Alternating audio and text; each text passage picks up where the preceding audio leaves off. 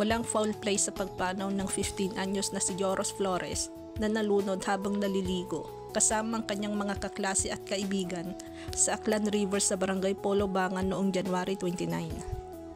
Batay sa pahayag ng official statement na inilabas sa Banga Municipal Police Station na kinumpirma ni Police Captain Danny Gonzaludo, Acting Chief of Police sa Banga Municipal Police Station. Kasunod nito ang paglabas ng impormasyon at paliwanag hinggil sa insidenteng nagdulot ng hinala at kalituhan sa publiko. Ayon sa investigasyon ng pulisya, lumilitaw na ito ay isang aksidente. Kahit na sinabi na ng pamilya ng biktima at mga taong nakasaksi sa insidente na walang foul play na naganap. Dahil dito, nananawagan ang Banga PNP sa publiko at sa mga social media influencers at sa mga netizens na lahat ay naghahanap ng katotohanan at sinusubukang hanapin ang bata. Ayon sa mga pulis, iwasan ang paggawa ng mga haka-haka at huwag gumawa ng walang basihang dahilan at ikalat sa social media.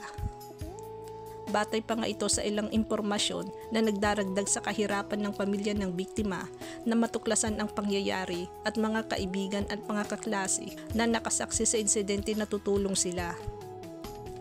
Dagdag pa rito, kinakailangan ding maging mausisa at responsable ang publiko sa paggawa ng fake news at dummy accounts.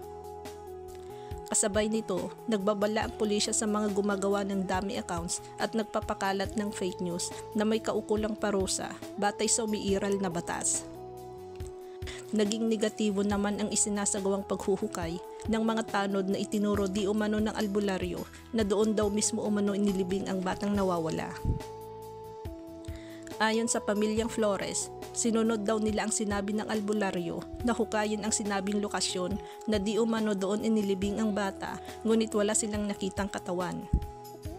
Ayon nga sa kanila, sa lugar kung saan naghukay ay may mabahong amoy at hudyat na may lalaki daw umano sa isang nasabing lugar. Sinabi rin ng isang babae na kakaiba ang pakiramdam nito kapag pumupunta sa nasabing lugar. Ayon sa kanila, may mga pagdududa din ang sinabi ng albularyo kung saan di umano inilibing si Joros. Sinabi din ng pamilya na kasama ang albularyo at ang vlogger na pumunta sa kanilang bahay na may dala itong aso para di umano makatulong sa paghahanap ng nawawalang binatilyo, pero ayon nga sa kanila, walang kasiguraduhan kung may makukuha silang sagot sa kanilang pag-iimbestiga. Sa ngayon, nananatiling bukas ang pamilya sa sinumang gustong tumulong para makita ang nawawalang bata. Di ako naniniwala sa albularyong yan. Minsan nakakasira din sila. Mali-mali sinasabi nila. Sana mahanap na talaga ang bata. Kawawa naman siya. Di man lang nakasama ng matagal ng magulang niya. Kabata pa niya.